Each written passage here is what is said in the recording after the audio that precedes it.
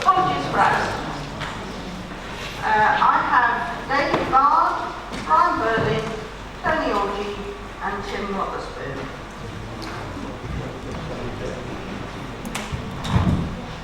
Councillor Morgan?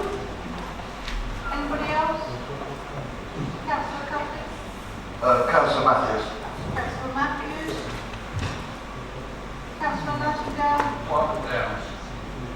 Councillor White Downs? Any other apologies? Thank you. Declarations of interest. Are there any declarations of interest? No. Right. Before we start, and in order to be able to have a debate tonight on the two motions set out in your supplementary agenda, I need to ask you to suspend Council Standing Order 12.1a, which concerns written notices of motion being lodged no later than 7 days before the date of the meeting. Do I have agreement? Agreed. Thank you. Secondly, it's my intention for Council to debate both these motions at once, then rather than taking them separately, and to have separate votes at the end, as they relate to the same issue, which is stated on the original agenda for this extraordinary meeting. In doing that, I will allow twice the usual time allowed for motions to be debated, i.e. 30 minutes a motion, so 60 minutes. Councillor Turner will propose his motion first and have it seconded, followed by Councillor Smith proposing her motion and also having it seconded. In order for this to happen, I would ask you to suspend the part of Council Order 1410, which states that when a motion is under debate, no other motions may be moved other than a procedural motion. Do I have agreement of the meeting? Agreed. Councillor Smith. Thank you very much. I'd like to propose that we suspend full standing orders as we did when we debated the original local plan. The reason is that, though I appreciate that you have agreed to double the time that's normally allowed for motions, we do have an enormous number of people here, some of whom I imagine have come from a considerable distance, and I think it's only fair that they hear a full debate.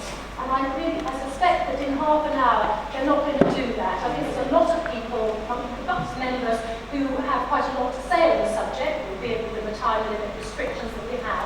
And I think it's only fair to the visitors that we do allow them to hear as full a debate as possible. It would be an hour rather than 30 minutes. Councillor Manning. I'm sorry, Chairman, I think an hour is enough to debate. They can hear seeing the result of the debate. I'm against it. I believe that we should stick to the original proposal that you made. Councillor Smith, second. Councillor Kinsley. Thank you, Chairman. Yes, I would like to second Councillor Smith's proposal that we suspend standing orders. I don't want to repeat the reasons that she has given, but it seems to me that this council faces a very grave situation indeed, and I am profoundly disappointed that the leader of the council feels that this can be dispensed with in 60 minutes. The fact of the matter is, we are talking about the future of South Cambridgeshire for several decades, long, in fact, after most of us will have been gone. And I think it is only courteous to our future residents to make sure that we have given this the very fullest discussion at the very earliest opportunity, and that opportunity is now.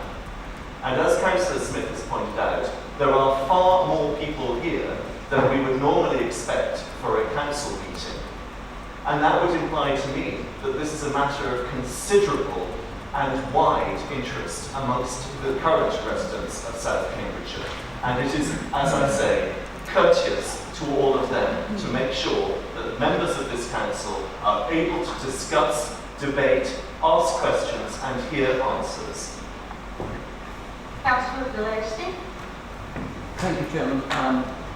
In the absence of anyone else, because I didn't see the hand down there, I was going to second this motion. Perhaps, therefore, I can be the first to speak to it, and I want to echo everything both Councillor Kindersley and Councillor Smith have said. 60 minutes gives roughly 1 minute per member, a little bit more, but not much.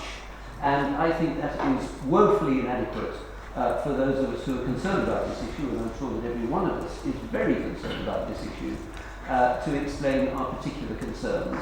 And for that reason, if for no other, I think that we ought to have, as long as it is going to take, I'm sure members will not use this as an opportunity to waste everybody's valuable time, and therefore I would hope that you will allow all of us to say what we feel we need to say. Thank you. Any other speakers to the motion? In that case, we better take it to the vote. It needs a 2/3 majority. You would like a recorded vote. Have I got 5 or 6 members? Yeah. We have 6 members. Thank you. So, to agree to the motion, you need to suspend standing orders. Sorry, Chairman, can I just clarify the full standing orders or Yeah, full standing. 5 on the timetable for debate? Full standing orders with all rooms will take on Sunday. Standing orders is limited. No, you said all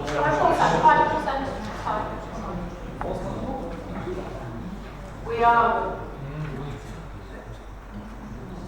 It's because British. It's 12.5 is the standing order that limits the... It's online. Standing order 12.5 limits each motion to 30 minutes. That doesn't include the right to reply, that's extra to that.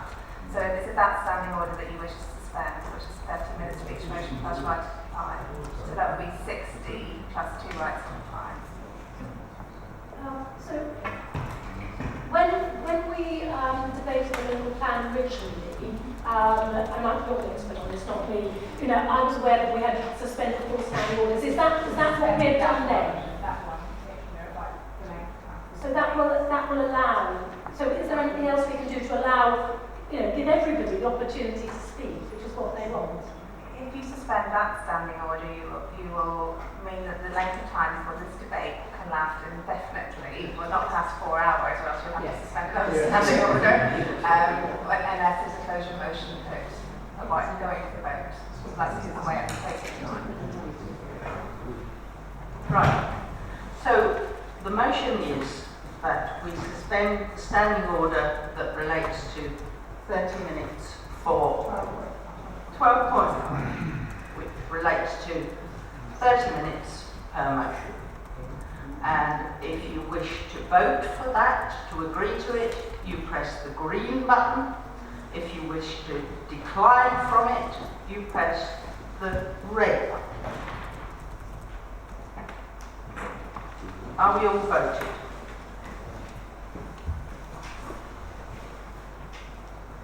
Can we have a...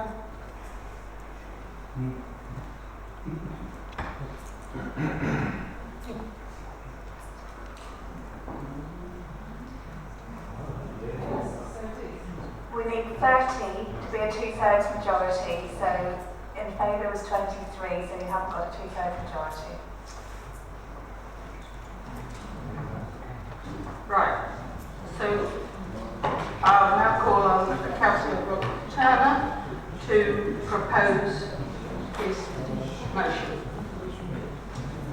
Thank you very much, Chairman, and thank you to the audience who have come out here to listen to the debate and discussions which are going ahead before us.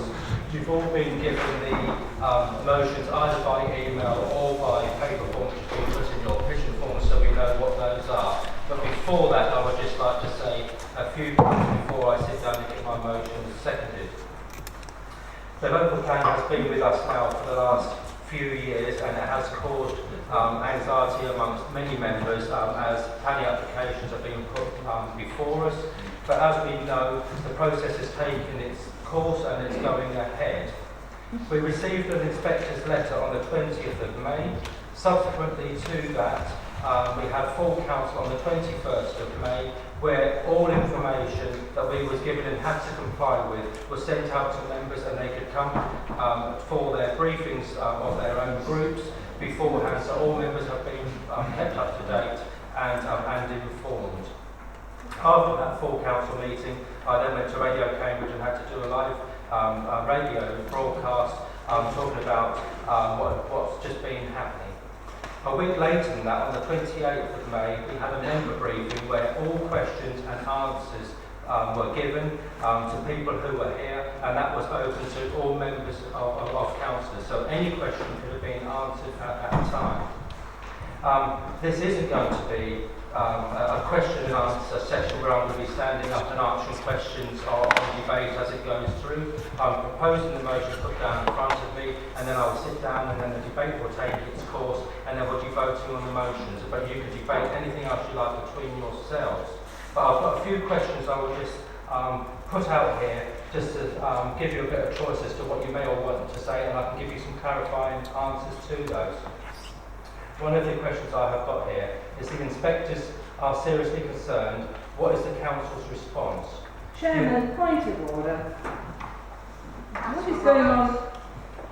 What is going on here is filibustering. It is not speaking to the motion of which he has put forward.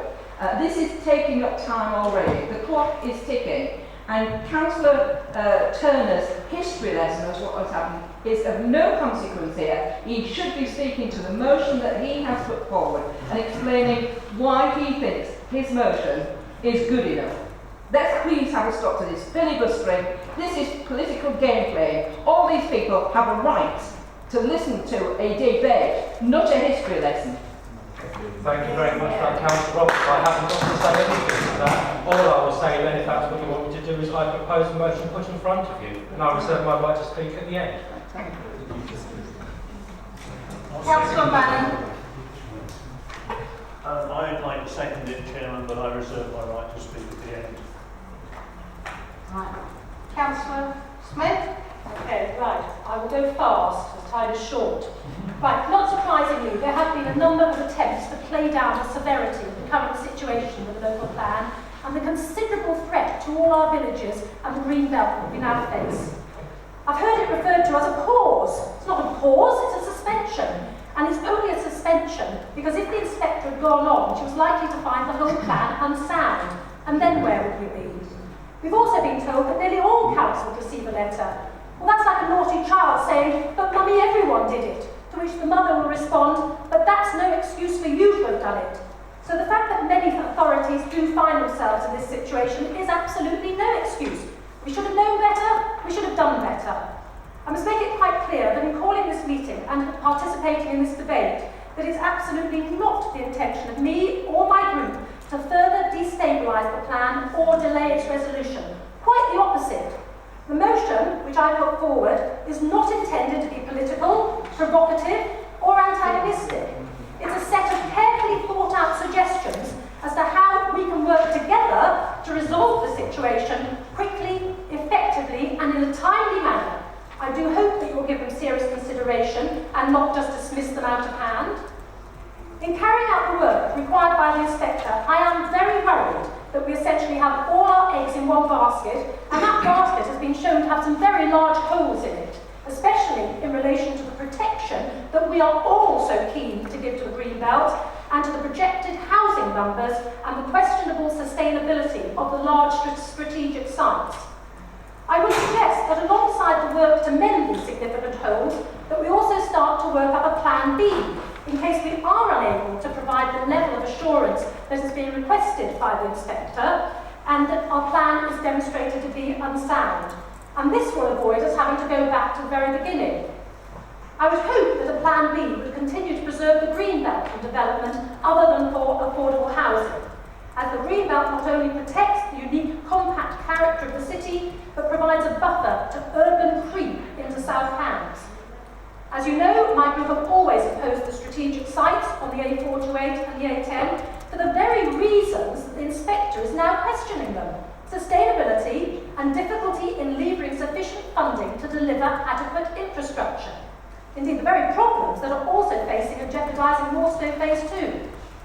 I know that the leader has this week described in the press our preference for the bulk of the housing to go to Moorstowe as laughable. But if the inspector rejects Bourne Airfield, where is the obvious place for it all to go? I suspect that it is we who may have the last laugh on this one.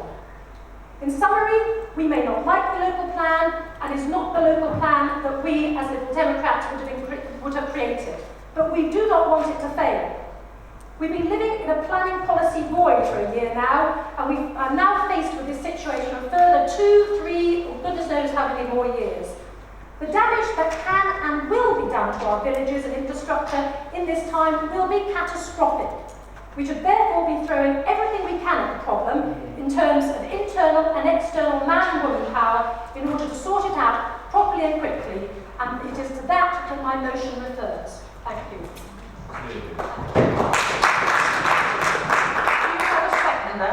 Yes, I second that. I'm actually going to speak now because unfortunately I can't trust the Conservatives not to try and curtail this debate before we have a chance to fully discuss it. I mean, there's been so much spin from Councillor Turner that he really needs to be careful if he rises from his chair again. The inspector's letter is akin to a supervisor returning a draft dissertation saying to the student, you know you haven't taken account of the latest thinking and you haven't produced enough compelling evidence to support your argument. But instead of taking this as a warning, our political leadership is so complacent that it's span it as a compliment. In the words of another doom leader, crisis, what crisis?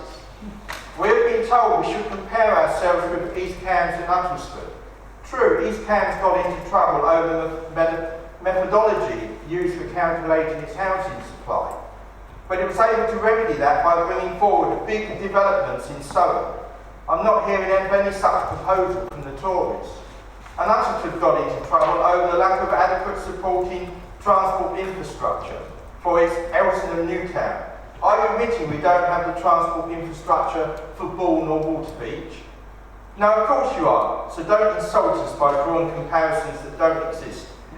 The strategic planning officer of this council warned us that we would in all probability have to go out to further consultation, and this is alluded to in the inspector's letter.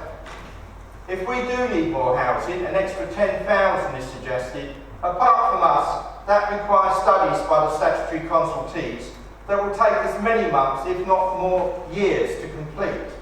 Meanwhile, our communities are bearing the fallout from the incompetence of this administration, who just can't manage anything, whether it be a strategic planning or the sweeping of our streets. We got into this mess as a result of the leadership failing to take control of the draft local plan, and their motion just gives us more of the same. When officers invited us to a briefing on affordable housing at Northstowe, I have to say I was a bit surprised to see that Cambridge News had also been invited, along with the MP for South Cambridgeshire. But it soon became apparent that it was a PR stunt laid on for the MP, no real attempt to have a full and frank discussion about the issues. And clearly, from what the Conservatives are saying here this evening, this meeting likewise they would like to turn into a PR stunt and not have a full and frank discussion of the problems that are facing us. Out of this PR stunt came another gem. The housing director saying we needed 29,000 affordable homes. Given the press had been invited, I assume this announcement had been pre-planned. Now, given that we have 33,000 new homes in total in the failing local plan, wasn't this a bit of an own goal? Because it is clear to everyone, except perhaps to the leadership of this council, that getting 1 in 5 of new homes at an affordable price for the average wage earner in this district is pretty impossible. Getting 9 out of 10, I would suggest, is living in cloud cuckoo land. We are now asking for an independent review because our communities deserve nothing less. We've been badly let down. Don't make the same mistake again. Councillor Roberts. Thank you, Chairman. Two motions. One of them from Councillor Turner, one of them from Councillor Bridget Smith. Councillor Turner's one is a complete whitewash. There's no other word for it. It basically says, everything's okay, chaps. Let's go on regardless. Let's do nothing different. Just carry on as we are. Councillor Bridget Smith faces the reality and gives us an opportunity to actually try to get a grip of this situation, which I'm afraid Councillor Turner's does not. We are, as a planning consultant yesterday described in the planning committee, we are now in the middle of a speculative development feeding frenzy. And I stated it wasn't just a feeding frenzy, it was actually a vampire feeding frenzy. And there's not a village in this area, and there's not a councillor in this room whose territory is not within the focal range of this speculative development. So Tories, Independents, Liberals and Labour, it can happen to any of us and any of our villages. Now, if we are saying, as the Tories are saying, the local plan is okay, all we've got to do is give the inspector a bit more information, flesh it out a bit as it is, then why are the planning officers recommending refusals? If we believe that what we put in is sturdy and will not crash, then why are we not fighting tooth and nail for it? Why are we having developments of 200 houses inflicting upon villages of 200 present houses with recommendations of approval? And never mind it being brownfield site, I've spoken to a planning consultant this morning who says that actually the harm that is going to be happening greatly outweighs the benefits, and therefore it should have been fought. It should have been fought. And we should have, I tried yesterday to get an assurance from the leader of the planning committee that if we were going to have appeals, proper outside help would be brought in if it was required. All that was said was the necessary requirements would be done. That didn't tell us anything. So actually, nobody's actually promising anything is going to be done, and any real effort is going to be made here. We have to get a grip of this situation. We cannot allow it to drift any further.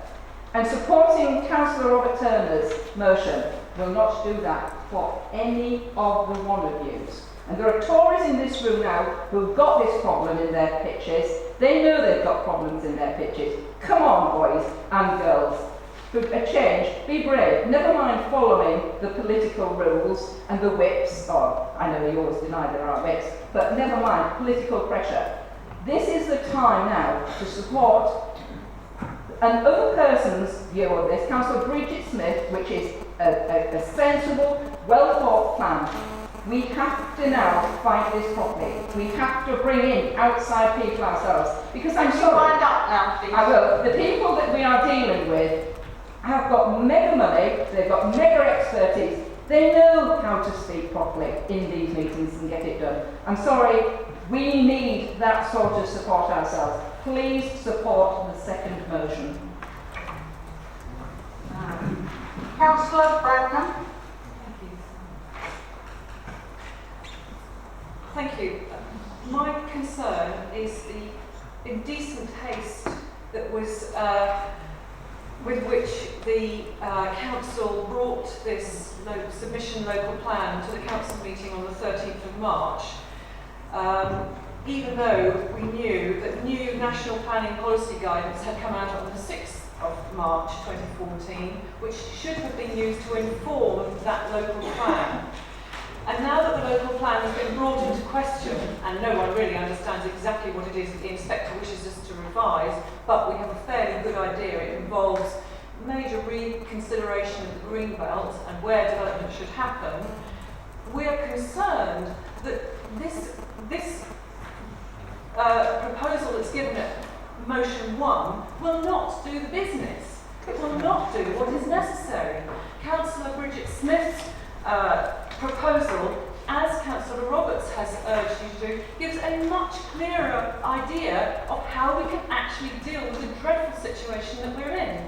Councillor Roberts is right. The decisions that we are having to make on planning are hideous, and we do not want to be put in that situation for any moment longer than we have to be. So please, would you councillors support the second motion, which at least endeavours to deal with the situation that we find ourselves in a proactive way? Thank you. Councillor Hazel-Smith. Thank you, Chairman. The motion from Councillor Turner is proposing we carry on as we did before, or with even less input from members to the process. Once it was decided that we had no 5-year housing land supply, we've been told that the proposed strategy was the only way to complete the local plan quickly, and that any deviation would prolong the period of uncertainty. And look where that's got us. We can now look forward to a significantly longer process to adopt the local plan. The inspectors have asked for more evidence, and they've actually said more consultation with communities, which this motion completely ignores. The officers are doing a grand job on the technical side, but we must not leave it all to them. Our communities are full of intelligent people who understand that we are having to plan for large numbers of extra housing. They're not just NIMBYs who we can dismiss. They know the problems of commuting into work. They do it every day. When they tell us that certain land will flood, or that the roads or sewers won't cope, or landowners won't sell, we should listen to them. Local members in their communities are your early warning of what will come back from the consultation which you have to have with the communities themselves. And this process you're designing to get technical evidence that the inspectors require must involve members and take full consideration of all the issues that they raise. It seems to me the inspector's letter is clear that there has to be the possibility of a different conclusion. The assumption must not be made that we're just looking for more evidence to shore up our entrenched position. I'm worried that the experienced current team of officers will find it hard to go back and rework what they've already done. Some input from experienced officers from elsewhere would really help to bring an outside perspective onto the problem. And I hope senior management here and in the city are looking at that possibility. That's brought in Bridget's motion. The table in the inspector's letter, page 3 of your first agenda, shows that the percentage of extra allocations on the urban edge are very low in the new local plan. And that's one of the things that has been criticised. This would be significantly changed if we truly believe that Northstowe is going to be a town and allocated more development on the urban edge there. There was a real problem to do with managing expectations and public relations in the local plan process. You may not have been aware of it, but seen from the district out there, the council pulled options like Bourne Airfield and Waterbeach Newtown out of the hat at the third round of consultation, out of the blue. People were shocked and surprised and resented the conclusions. These were options that were not supported by the evidence that was presented at round 1 of the consultation and were ignored in round 2. In not bringing those options forward previously, the council lost an opportunity to be seen to address the issues that people raised at that last round of consultation. And you wind up. I hope that this new process will remedy that and we have a chance to allow more of the issues raised by communities to be seen to be taken into account. Thank you. Councillor De Lacy.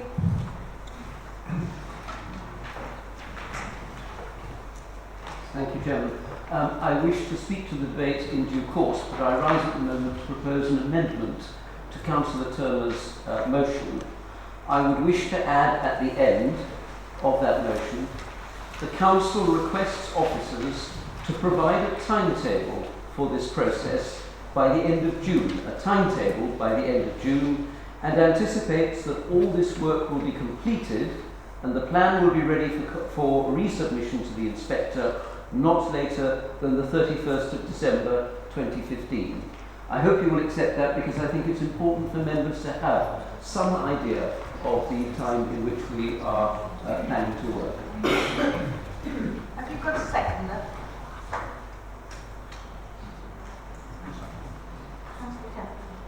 Councillor Turner. Thank you, Chairman. I am happy to accept this amendment. So the proposal and seconder have both agreed the amendment. Councillor De Lacy, do you want to continue? No, Chairman, just I'd like to speak in due course. Right. Councillor Shelton? Thank you, Chair. I didn't think I'd be called so soon, actually, with the people that do want to speak. But what I did want to say is, in a way, why are we here? It's been made as a political stunt from the Liberal Democrats to call this meeting. Now, Councillor Williams clearly attacks the administration on what is why we're here today. But may I remind him and may I remind the Liberal Democrat group of what our residents of South Cambridgeshire want and have voted on. They want a Conservative administration to run this council. That's what they have voted on, and that's why we are here today. And it may be worth noting as well that, in fact, this is why the Liberals are in such disarray, because their counterparts in the city are not speaking. The Liberal Party supported their local plan when they put theirs through in conjunction with ours. So they're in absolute turmoil, and I support the recommendation with the amendment that Councillor De Lacy has proposed, and I think there is work to do which the officers will work for. There's no point trying to blame the officers and looking for a scapegoat. Let's blame someone. Someone's got to roll here. Let's just get on with it. And it showed actually at the planning committee yesterday how we can work together in all political parties to achieve what we are here for, and that's for our residents. So I will rest my case. Thank you very much, Chair. Councillor Hockley? Thank you, Madam Chair. And I remember being in the no camp last year, and the vote being so much closer than most of us actually expected. And I remember Councillor Hale saying to me, we're going to be here in 12 months' time, and he was absolutely right. And whilst it's true to say that 4 out of 5 councillors are getting interim letters from their planning inspectors, this planning inspector's letter, the tone, significance and gravity of it cannot be understated. And my community has already been impacted. We've had a sliver of partial greenbelt separation proposed, speculative developments came along, and like dominoes, they went one by one by one. And now we've got over 200 houses on the way. The greenbelt separation is gone. And I certainly don't want that happening to anyone else's community. Now, I've heard that 3 out of 4 other councils don't have a local plan or a 5-year land supply plan like us. I want to hear that we're finding out best practice of how we can fight off these speculative developments. But not only just the best practice, but also the resource. If these developers come along with a barrister, we must be making sure that we're also bringing on a barrister. If they bring on a QC, we must be making sure that we are bringing on a QC. Now, I know in these straitened times, that's not an easy thing to say or do, but we have to find the resource to be doing that, to be fighting for all our communities and our residents as well. In the planning inspector's letter on page 2, it says the assessment notes the various challenges of delivery of self-contained settlements and their out-commuting to workplaces and other facilities is likely. And then on page 3, again, moving to new settlements, it says challenges of making such development as sustainable as possible to be addressed, in particular requirements and sustainability transport options. And most significantly in there, just further on, it says that the assessment already is that there isn't a significant funding gap. Now, Lance, I don't want to go over old ground, but I did say at the plan inspection that I dug out the report and looked specifically at my own patch of Waterbeach, and there's no costing for sewerage, drainage, flood mitigation, and then you've got probably a tenth of the cost required for the rail delivery. Out commuting as well. The very fact of a town, people are going to go elsewhere. If a development is close to the city, they are going to go into Cambridge, they are going to go to London. How much of our plan is actually going to be delivering to the local housing need? I've also cited that there are numerous potential judicial review issues, being no evidence rule, acting on worries, exceeding effective discretion, and a consequence rule. Again, I don't want to be reopening old rooms because I know that the local plan process is going on. But I would really ask, if our officers go away and they find out the firm evidence, the strategy, their investigations show that it's that actually shows that it isn't possible to deliver one of these major settlements, is there the option open to us to change direction? For instance, like we proposed before in Waterbeach, 1,400 houses extending our local community so that we protect our community and maintain it as a village community and not a town. Thank you.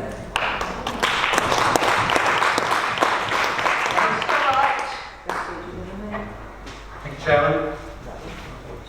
The intention of this joint local plan, us and the cities, was to protect the green belt and our local villages. It was carefully balanced, with some housing close to the city, some in between, some villages such as Sawston had some, Melbourne, and also the strategic sites. Now, it's principally, reading the inspector's letter, she has challenged the strategic sites. Are they sustainable? If they're not, she suggests that perhaps we should look at the green belt. And is that more sustainable than the strategic sites? And you have to look at that argument and consider, because if they were built in the green belt close to the city, we may be able to get 40% affordable housing. But the problem is that the market housing is so expensive that none of us can afford it. And the people who buy the market housing there are the Russians and the Chinese, and a few others, and a few people who can afford it. If they're on strategic sites, we have to take a lesser amount of affordable housing, but at least people can afford the market housing, as the sales in Cambridgeshire has shown. It's been consistent. People shouldn't be surprised that Bourne Airfield came forward as a strategic site. Those who were here long enough will remember that it was the officers' preferred site when the councillors chose Cambridge. Speaking to the motion of Councillor Smith, in Part B she suggests that in the efforts of fullest transparency, the Council resolves to establish a committee of 9 members to advise and scrutinise on the work responding to the Inspector's letter. I would suggest that if scrutiny is to be done, that it be done by our scrutiny committee of 9 members. And it would be up to the scrutiny committee chairman to call that, and it would be entirely appropriate for him to do so if he wished. This is, to my mind, this may need some adjustment, this plan, but it's a good plan in basics. We have planners here who I have enormous confidence in. They have delivered good plan after good plan for this council. Otherwise, this would not be one of the top 10 places consistently in the country to live in. Through good planning, that has been delivered. Thank you, Chairman. Councillor Lockwood. Thank you, Chairman. It may not stay a place where everybody wants to live if developers have free range over all our green belt. Thinking about Councillor Smith's suggestion of a committee, I think we need a dedicated committee so that we can work together and support the portfolio holder as well as the officers. I think cooperative working would be really useful here. It's so important to everybody that I think everybody should be involved and everybody should have a voice, so the whole district has a voice, not just the administration. And I mean, in Westminster, if you have a difficult problem, you form a cross-party committee. So there's a good precedent for it. I don't think the ordinary. I think there's too much work for the scrutiny committee to do by itself. I think it needs a dedicated committee. That's my view anyway. And it would be transparent and it would inspire confidence in the electorate if we had such a committee that was dedicated to looking at planning.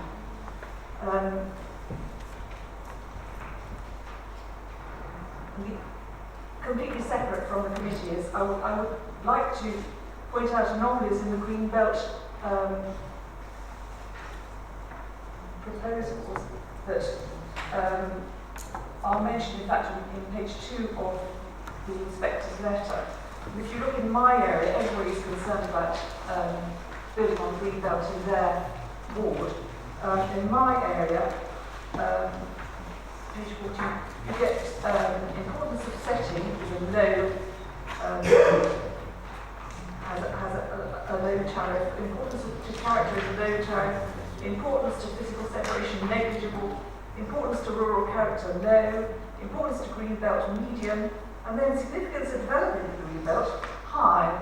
And that just doesn't make sense. I don't know, maybe somebody can explain that to me, but it doesn't make sense, and I don't think it made sense to the inspector. So those are the two things I wanted to say. Councillor Van der Ven.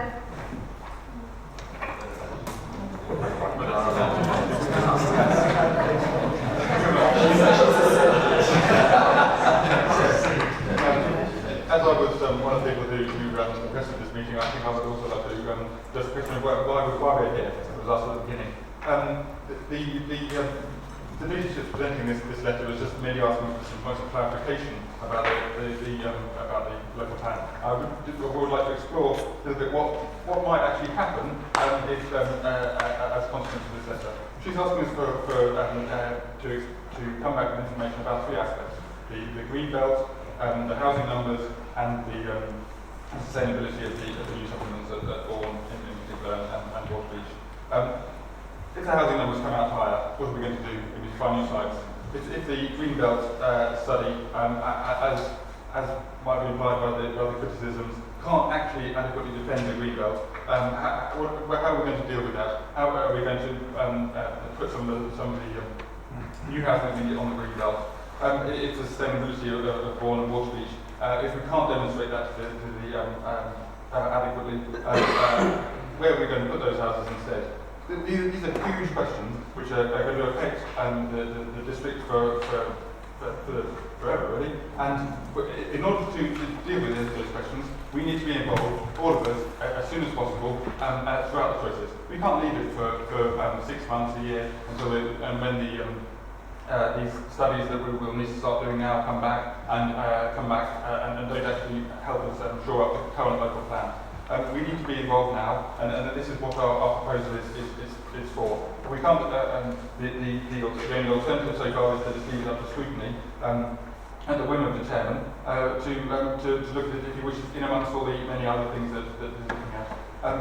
If we have an ongoing standing committee that can support the portfolio holder and the officers in this and in engaging the councillors in the work, the outcome will be able to much better manage the outcome, which I have to say I'm not terribly optimistic about. I'm much more pessimistic about the consequences of this.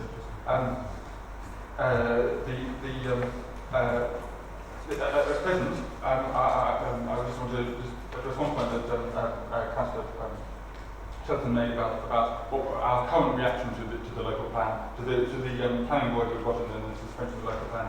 Unfortunately, we aren't entirely defending our local plan, as the planning committee yesterday. One of the decisions was did go against the policies of the local plan simply because of the 5-year land supply and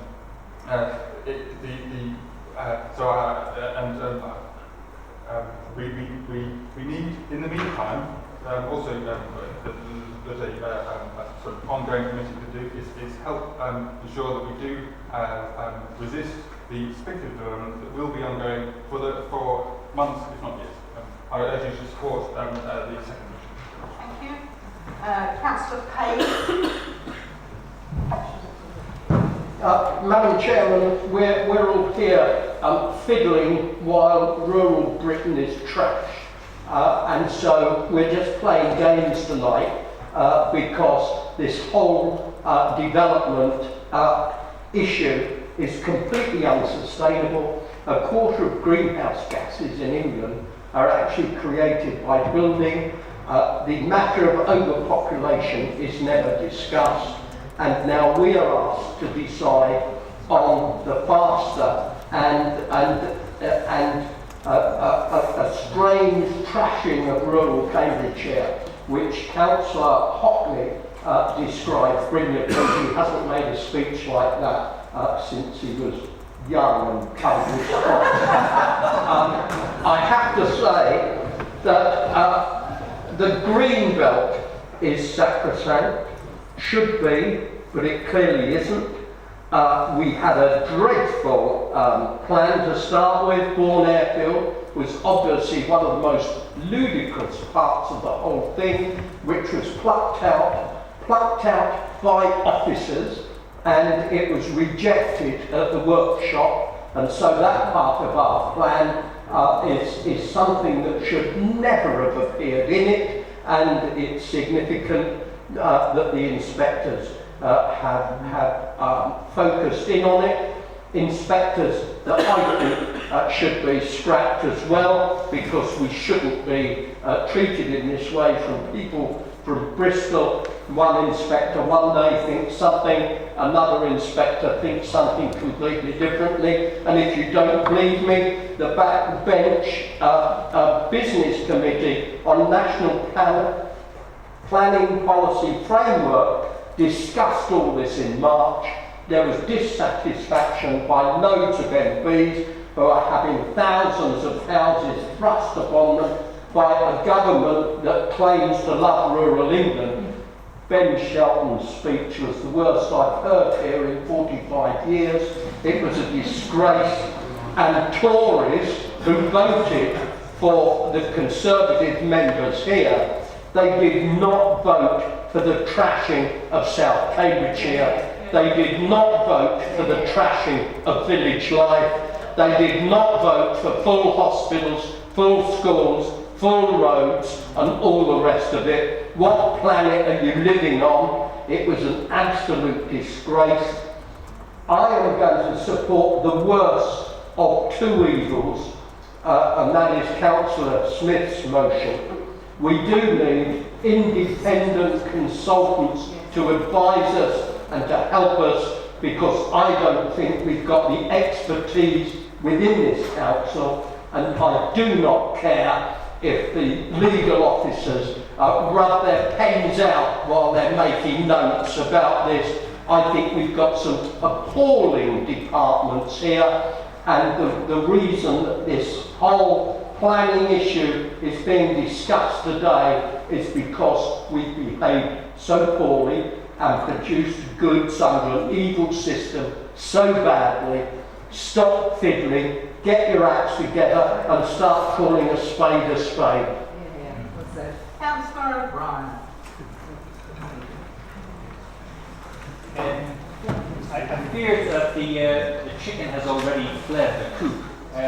Just so that people know, one of the pillars or foundations of the local plan was the South Cambridgeshire Sustainable Development Strategy. I read that I don't know how many times when I read the local plan. It was, in fact, perhaps the greatest pillar or foundation. Now, the inspector has said, if the green belt is to be protected, the plans should make it clear that the Sustainable Development Strategy will not be pursued beyond completion of existing commitments. So, in effect, the Strategic Development Strategy can no longer be in our local plan.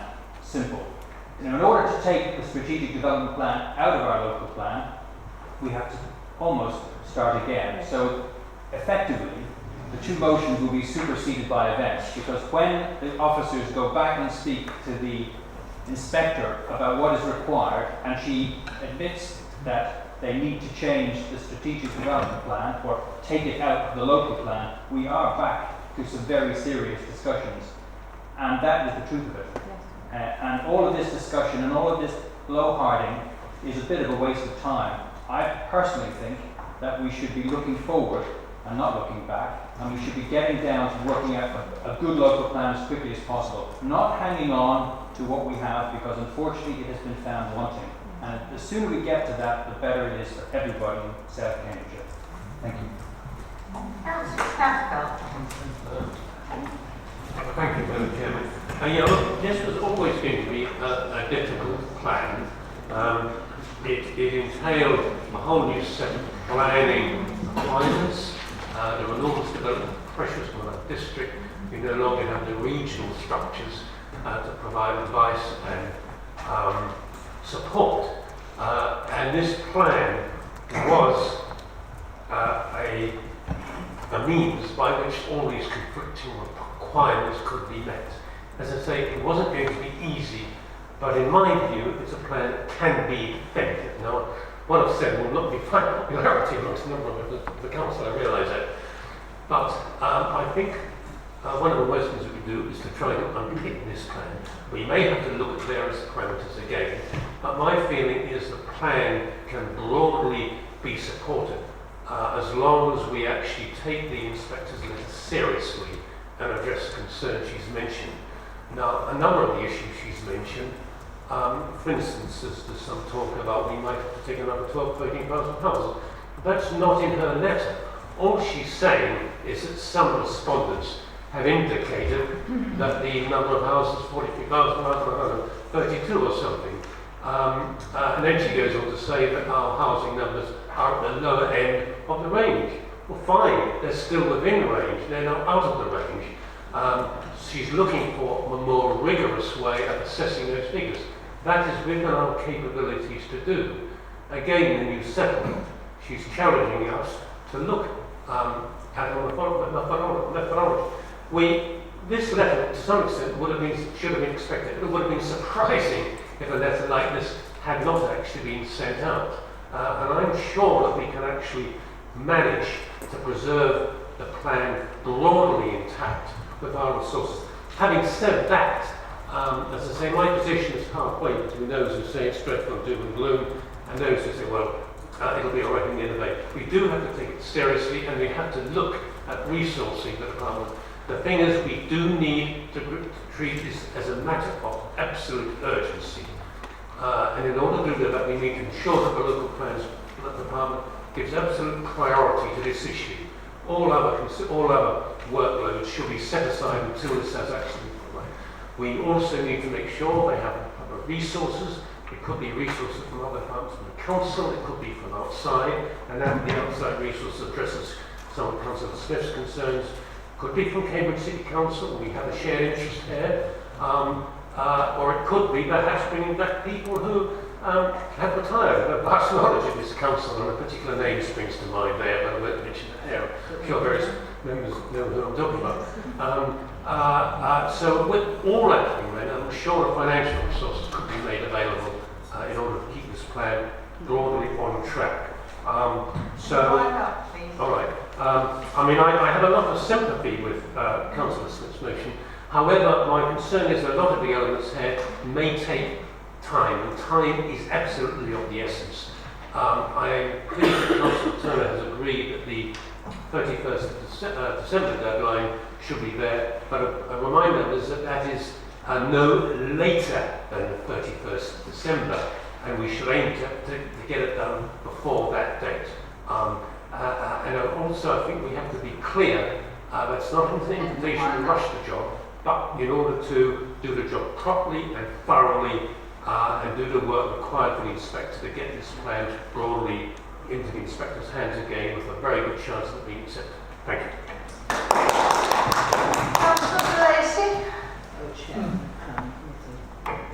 Thank you, Chairman. Good or bad, this is our plan. We voted for it. And we may wish to work on a better one, but meanwhile, this is the plans that we have. And I think it's tremendously important that we encourage all our planning officers to realise that we support this plan, and therefore we will support them in supporting it in the face of planning applications. Councillor Hockney suggested that we should be reactive in meeting the developers' resources. I think it's very important that we be proactive, that we know before we start what our strong points are in facing any application that comes in that is not in accordance with the plan. And therefore I would urge members, whatever you do to the rest of these motions, that you look very hard at Councillor Smith's motion C, that we call on the Council to commission immediate independent advice. It seems to me that is the most important part of the motions before us tonight, and if we will accept that, we will be able perhaps to stand against the huge raft of unwelcome applications that we are bound to receive in the next little while, and we can do so prepared rather than rolling over in the face of what we have said we do not want. Thank you. Thank you. Councillor Edwards. Thank you, Chairman. Yes. This is about strategy, and I'm going to limit my comments on the strategy of the opposition that was set out by Councillor Smith at the front of the chamber and Councillor Smith at the back of the chamber. And that is about increasing the amount of housing on the urban edge, i.e. Northstowe. And that I thought was very interesting because, as we have already said, we thought that particular approach was laughable. And it would be laughable, it is laughable. And Councillor Smith has actually, at the back of the chamber, has clarified that by calling it the urban edge. I'm afraid that doesn't work, because the sequence of development that's identified goes back to regional planning guidance, it goes back to the structure plan in 2003, and it's quite clear that the sequence of development should be the centre of Cambridge, then the urban edge of Cambridge, not the urban edge of Northstowe, then new settlements, and then villages.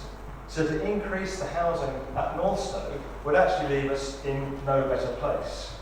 Now, the inspector has already challenged us on our housing trajectory for Northstowe and thinks it's very, very ambitious, if at all achievable. So allocating more housing in Northstowe simply isn't deliverable, and it won't actually improve the situation at all. Those of us who've been involved in Northstowe will know that we were promised that there would be 6,000 homes at Northstowe by 2016. That's next year, and not a brick has been laid. The strategy for Northstowe set out, it's a very difficult strategy. So increasing housing there is going to put us no further forward. And I think that's the wrong strategy for us to take. Chairman, Councillor Page talked about overpopulation and the amount of people that are wanting housing. And there is absolutely no doubt there is overpopulation. There's certainly overpopulation in my house. In my house, there are 2 teenage daughters and a limpet. Now, the limpet is my eldest daughter's boyfriend, who seems to have taken up residence on my settee permanently. And the reason he set up residence on my settee is that he and my daughter cannot simply find anywhere to live outside of my house because they simply can't afford it. When I talked to them about Northstowe, the first thing my daughter said to me was, "Dad, will there be any flats there that I can afford?" We desperately need housing for our children and our next generations. Now, the problem is that we do not have a plan B from the opposition that is credible. Northstowe, adding housing to Northstowe is not credible, but I appreciate that they want to help. But the problem I have with their motion is there's nothing here that can help. The part A says, okay, we're going to commission immediate independent advice, that's fine. And the reason being, at the end it says, so we identify how such fundamental errors could have arisen. That sounds to me like just trying to find a scapegoat. Part B says, in order to maintain transparency, we're going to set up a committee. Is that going to speed things along at all? We've already talked about committees in this council chamber, and we've rejected that idea. We have a cabinet system here. We don't have a committee system. I don't believe that's going to help at all. Part C says that we should get independent advice on the speculative planning applications. Chairman, I have seen so much legal advice on our 5-year land supply that I have got fed up with reading it all, and I see I've read, so I shall stop talking. Thank you. Members, we have a decision to make. I have 6 more people on my list, and it is 7 o'clock.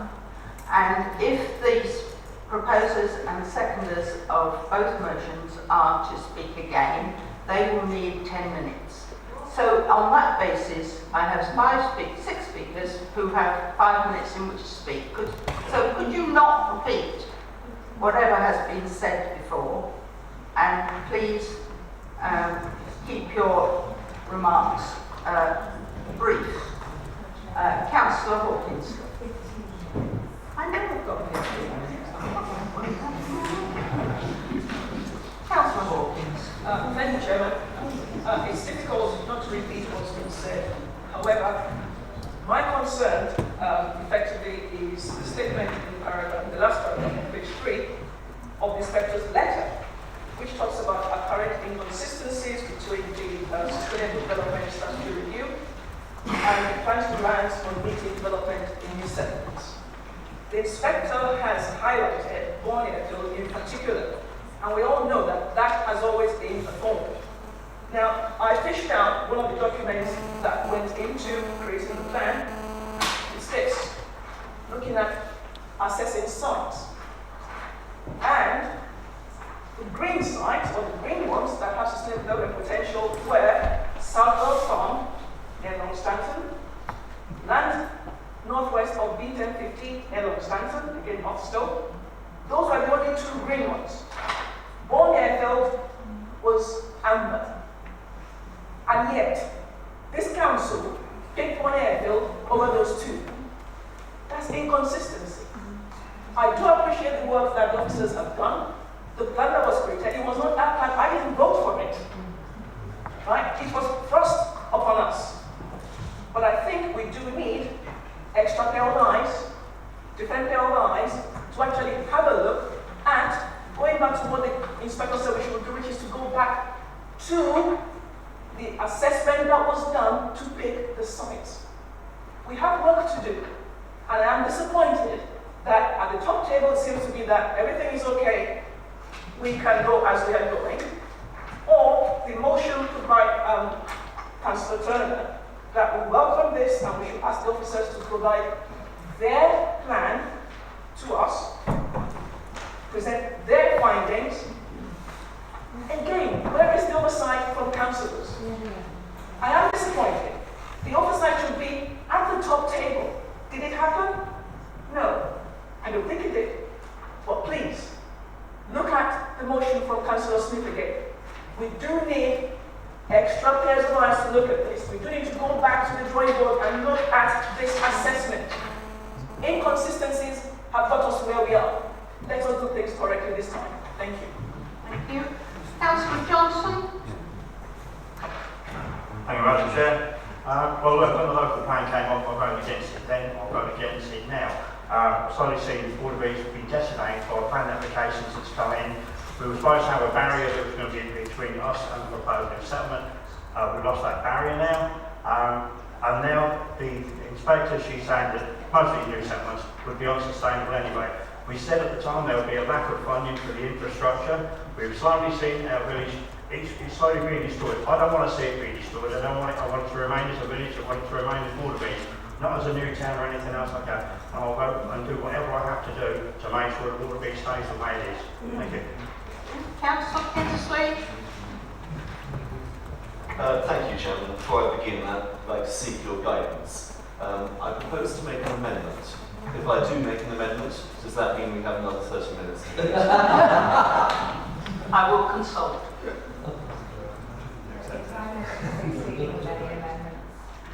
Sorry? The time for the debate includes dealing with any amendments. Thank you.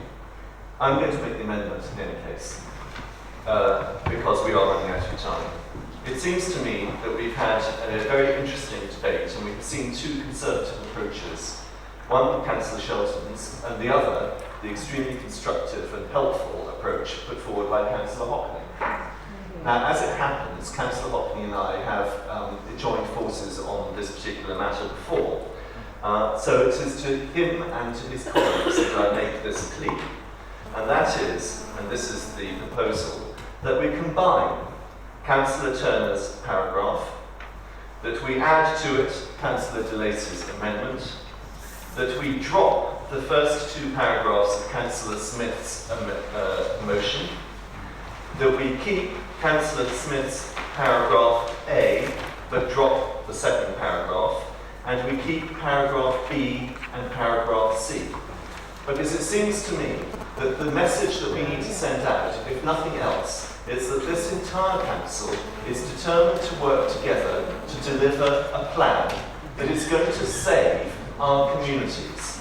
Now, Chairman, there is a member in this chamber whose community has already been very savagely impacted by our failure to deliver a 5-year housing plan. And I fear that there will be many more in 12 months' time in this chamber whose communities will be similarly devastated by unwanted, unplanned, unsustainable developments. I understand there are over 1,000 homes waiting on desks in the planning office.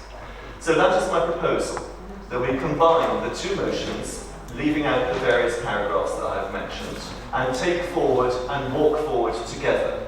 And I hope that the leader of the council and his colleagues will join with us all to do that. I need a seconder. Councillor Florida. Can I ask Councillor Turner whether he accepts the amendment?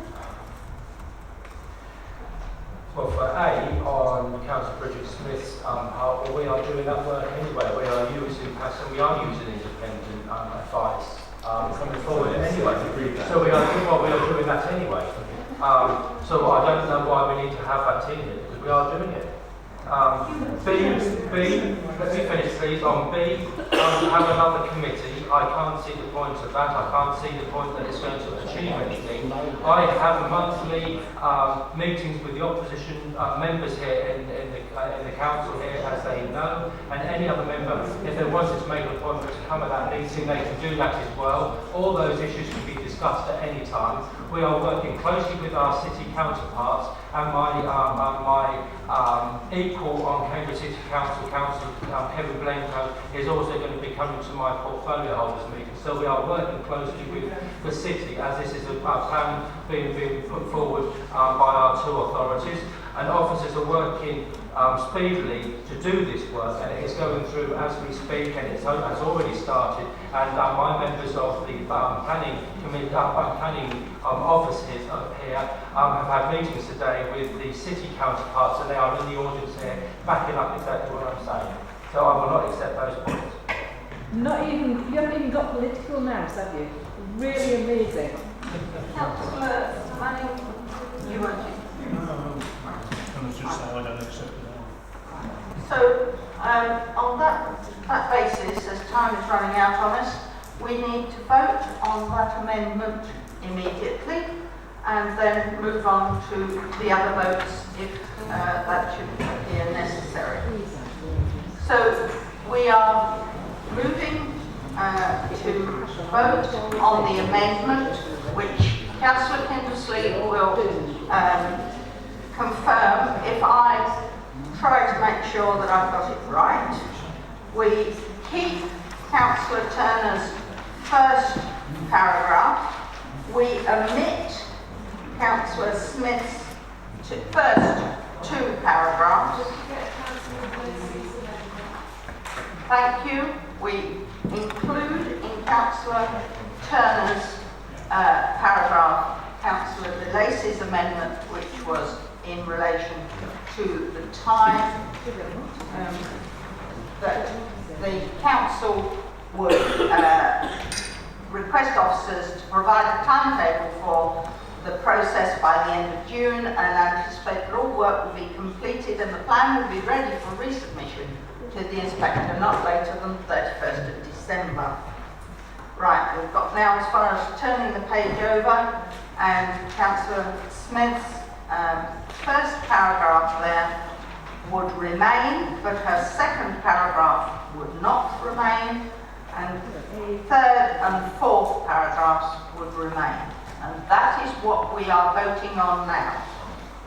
So the green button is to agree that amendment from Councillor Kindersley. The red button is to decline that amendment from Councillor Kindersley. Can we all vote now, please?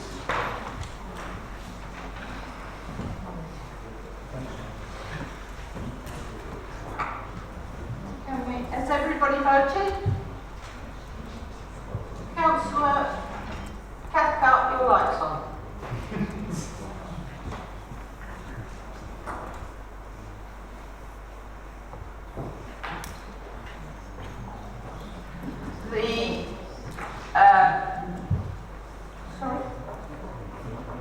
So the amendment has fallen by 3 votes. So we now need to go immediately to the winding up of Councillor Manning. Councillor Turner. Oh, Councillor Manning reserved his right. I beg your pardon. So this is winding up the first motion. Thank you, Chairman. I think for me the most significant thing this afternoon, this evening, the most significant thing has actually been Councillor O'Brien, whose remark was that instead of keep arguing how we got to this position and everything else, then we should be actually trying to move forward. We should be doing something. One of the things that most upset me when I actually sat quiet through everything you said. Please do the same courtesy with me. Do you want me to sit down and you have another? Yes. Good idea. Robin, you are consistent over the last 40 odd years that I've known you. Never let me down. But you haven't sat down. Never yet. The big thing is this is a joint local plan. It's been done with ourselves and the city. It was a good idea to work with the city. Frequently the sites on the edge of the city are partly in South Cambs and partly in the city. So we are working together. Councillor Turner has explained that when he has a portfolio holder meeting, anybody can come along. Any number of councillors can come along. It's not restricted to 6 Tories, 2 Lib Dems and 1 Independent, which a 9-seat committee would be. Anybody can come along. It also means that the portfolio holder, his opposite number from Cambridge City, can be there and take part in the debate and help and work together, which the committee would not deliver. Now we have to work together with Cambridge City. I've talked to the leader of Cambridge City, Councillor Lewis Herbert, and resources are not the problem. Councillor Edwards has assured me that we have the money available. Councillor Lewis Herbert has said that the city will put in time, money and expertise as it's needed. The planning officers have been assured that if they need help from outside, they can ask. They can ask who they want. I do not want to see us employing a load of consultants to tell us what we already know. And I'm sorry, but consultants do that. They ask you what you want the conclusion to be, and then they work back from that. So I can't see that that's going to deliver anything that we haven't got already. The 5-year land supply. This inspector has said one of her concerns is sustainability. That has kept coming through time after time. The same thing applies to speculative applications because we don't have a 5-year land supply. It can still be refused on the grounds of not being sustainable. I'm sorry, but we've all seen the advice that's been going around, and there have been cases where inspectors have actually looked at these developments and said they are not sustainable. I haven't got time to list them all, but I assure you there are several test cases in various parts of the country. So this danger of speculation is not nearly as great as been said. And time's up. Thank you. Councillor Smith, would you like to wind up on your motion? Thank you very much, and thank you to all the members who contributed to the debate, which has been very interesting. I said at the outset that I was not going to politicise this issue, and I'm going to stick to that, despite some efforts from some of the lower ranks of Conservative to do so. I don't actually imagine.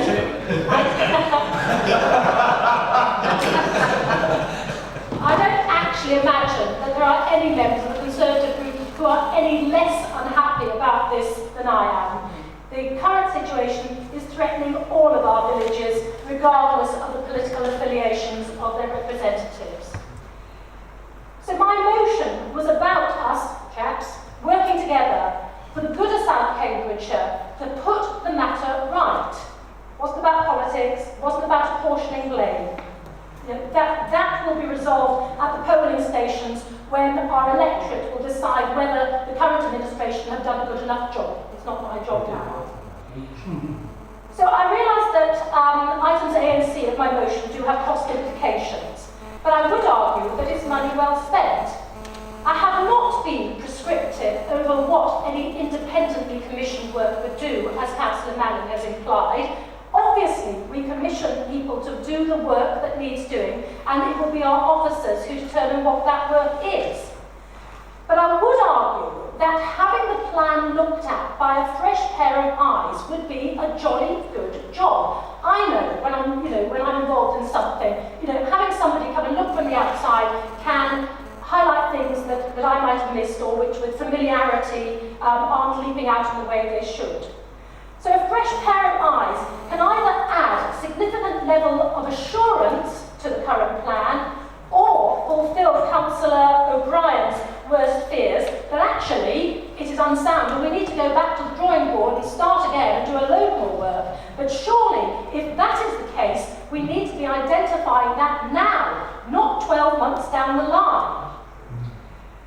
C doesn't have any cost implications. And by arguing for setting up a member group who will oversee what's going on, that will go a long way to addressing the accusations of lack of transparency and accountability, which are becoming rather too frequent within these walls. By involving members in the process of reviewing the plan, we will be achieving much higher levels of member confidence and hopefully increasing the confidence of all the people who come today and all our residents, but actually we are doing what is best for them. So please don't dismiss that. It won't slow the process down, it just makes it all more transparent and more accountable. So as I said, we have to work together for the good of South Cambridgeshire. If we don't, what is currently a deluge of unwanted, unplanned and unsustainable planning applications are not just going to continue to threaten our villages, but they will become a reality and will overrun our villages. And South Cambridgeshire will fall from its enviable position as one of the very best places to live in Britain to goodness knows what position. Thank you.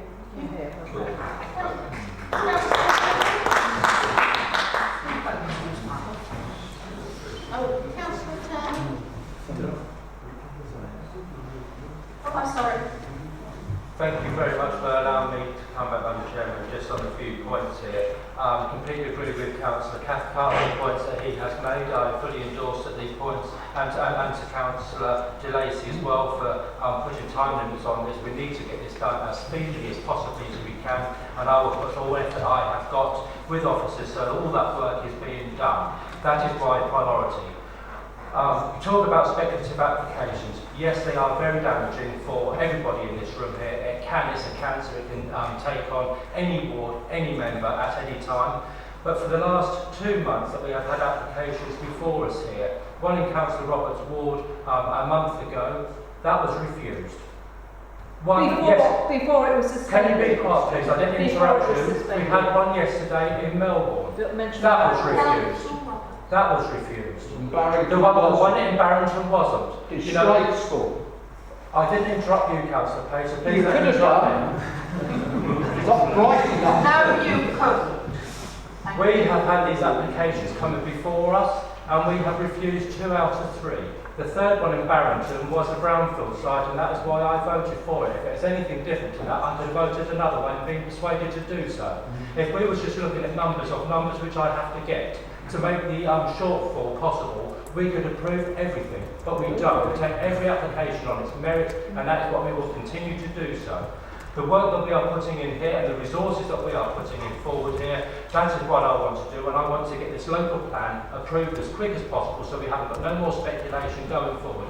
All these other methods which people have been putting down here to try and delay this, all it's going to do is increase the anxiety of people and the workload of going forward, and that is what I'm not prepared to do. I want to work as hard as I can, and I will do. I'll work as hard as I can. I'll get in this local plan through as quick as possible. One thing I have said, which I would have said at the beginning of this meeting, is that if any member in this room wants my support and come to their parish council and answer some of their questions on their behalf, I am prepared to do that. But as it is, I'd like you to endorse my motion. Thank you. Thank you. Right. So we now move to the motions. So can we take Councillor Turner's motion with Councillor DeLace's amendment first, please. Councillor Cathcart, you want to say something? I just wondered if it's important, I think, a further amendment that Councillor Turner would look at. I know we've voted on Councillor Copper's amendment, but I think item C in Councillor Bridges, what she said, is an important one. Some elements of that should be retained. And I was just wondering whether you consider the form of work. We're going to vote on Yeah, it. because the other things mixed up with them as well. It wasn't just that. We're out of time to take an amendment, and we're going to vote on item C in a few moments. So I think we will just have Councillor Turner's motion with Councillor DeLace's amendment. And for those in favour, they should vote with the green button. Those against, vote with the red button.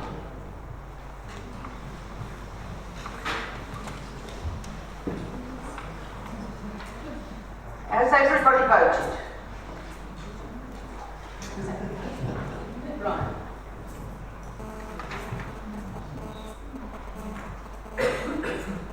Right.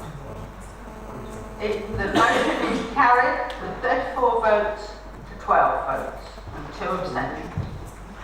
We move on to Councillor Bridget Smith's motion, starting with the A on the back of your sheet. And again, if you wish to agree with that motion, you should press the green button. If you wish to decline that motion, you should press the red button. Can you vote now, please?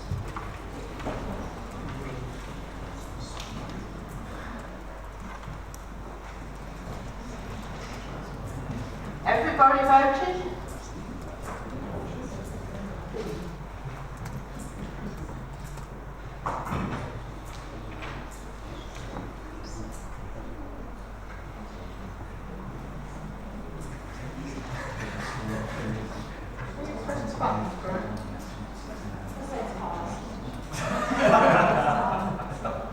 Not coming up on the screen, Chair, so shall I read it out? It's 21 yes, 26 against, and 1 abstention. So the motion falls. We now move on to Councillor Smith's B motion in order to ensure that one. And again, if you agree with it, you should vote B. If you disagree with it, you should vote with the red button. Can I say green? No. You should vote green for yes and red for no.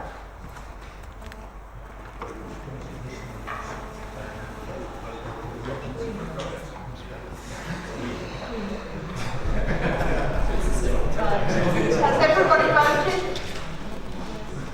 Right. Well, it's not come up either.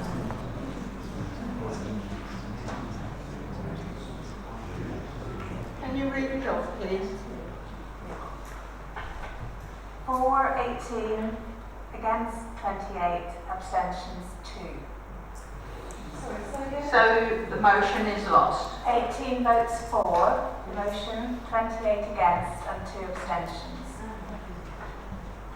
Finally, we come to the C motion, part of the motion, and again, if you agree with this motion, you should press the green button. If you disagree with it, you should press the red button.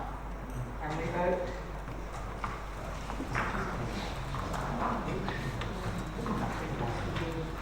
Has everybody voted? Can we have the score?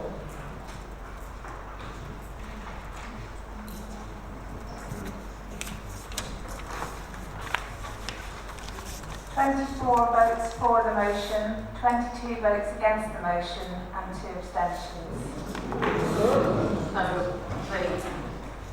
So it's carried. This motion was carried. Thank you very I'd